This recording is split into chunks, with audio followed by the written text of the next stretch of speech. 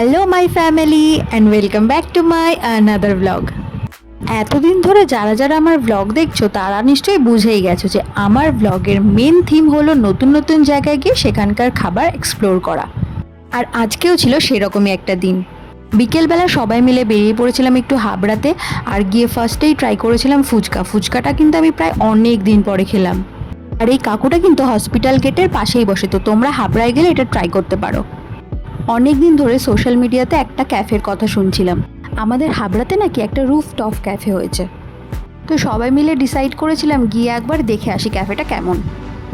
দাঁড়াও তোমাদের তো লোকেশনটা বলাই হয়নি। তো লোকেশনটা হচ্ছে হাবড়া দেশবন্ধু পার্কের ঠিক অপোজিটে দি স্কাই লঞ্চ ক্যাফে। তো দেখো, কথা বলতে বলতে কিন্তু ক্যাফেটার সামনে চলে এসেছি। দূর থেকে দেখতে তো দারুণই লাগছিল। তো যাই ভেতরে গিয়ে দেখি আগে ক্যাফেটা কেমন। ক্যাফেতে যাওয়ার আগেই তো পায়ে ব্যথা হয়ে যাচ্ছিলো, সিঁড়ি ভেঙে ভেঙে এতটা ওপরে উঠতে তো পুরো কষ্টই হয়ে যাচ্ছিল। ক্যাফেতে ঢোকার আগে একটা জিনিস দেখলাম, ক্যাফের নিচেই রয়েছে একটা জিম। ওটা নিয়ে আমরা হাসাহাসি করছিলাম যে ক্যাফেতে গিয়ে যারা খেয়ে খেয়ে মোটা হয়ে যাচ্ছে, যারা ডায়েট করতে চাইছে, আবার তারা ক্যাফেতে খেয়ে নিচে এসে জিম করে তারপরে বাড়িতে ঢুকবে।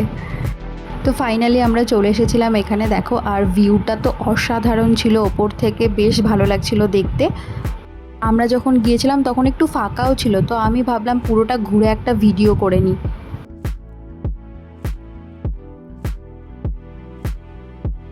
ক্যাফের মাঝখানে দেখো একটা এত সুন্দর জায়গা ছিল, এখানে সবাই বসে বসে ফটো তুলছিল। আমরাও বাদ যাইনি, আমরাও দেখো সেজে গুজে ফটো তুলেছি। আর আমার এই ফটোগুলো তোমরা আমার সোশ্যাল মিডিয়া অ্যাকাউন্টে দেখতে পারবে। তো ফটো তোলার সাথে সাথে খাওয়া দাওয়া তো থাকবে। আর আমরা অর্ডার করেছিলাম কফি, কোল্ড কফি আর চিকেন পকোড়া। আর অ্যাজ ইউজুয়াল এতগুলো মেয়ে যখন এক জায়গায় বসেছে, একটু গল্প পিএনপিসি তো চলতেই থাকবে।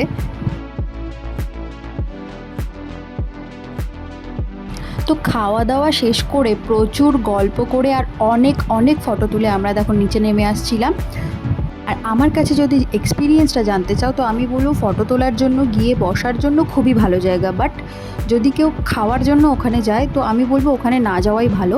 খাবারের কোয়ালিটি আমার খুব একটা পছন্দ হয়নি।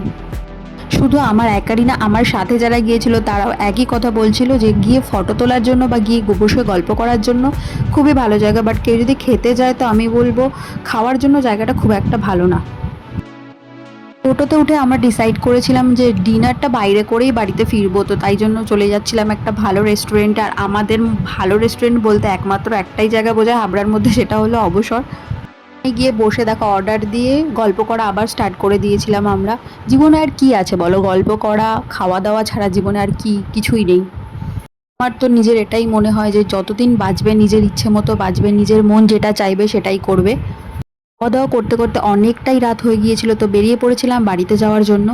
দেখো, যেদিন তাড়াহুড়ো থাকে সেদিনই এই লেটগুলো হয়, অন্যদিন গেট পড়ে না, আজকেই গেট পড়েছে। তাড়াতাড়ি ওখান থেকে বেরিয়ে উঠে পড়েছিলাম অটোতে, আর ওরা নেমেও গিয়েছিল। আর আমার বাড়ি যেহেতু একদমই লাস্টে, তো আমি একাই অটোতে বসেছিলাম। আজকের ভিডিওটা এখানেই শেষ করছি। যদি ভালো লাগে প্লিজ লাইক কমেন্ট শেয়ার করে দিও, আর আমার চ্যানেলটা সাবস্ক্রাইব না করা থাকলে সাবস্ক্রাইব করে দিও। দেখা হবে এরকমই আর একটা ভিডিওতে, ততক্ষণের জন্য টাটা।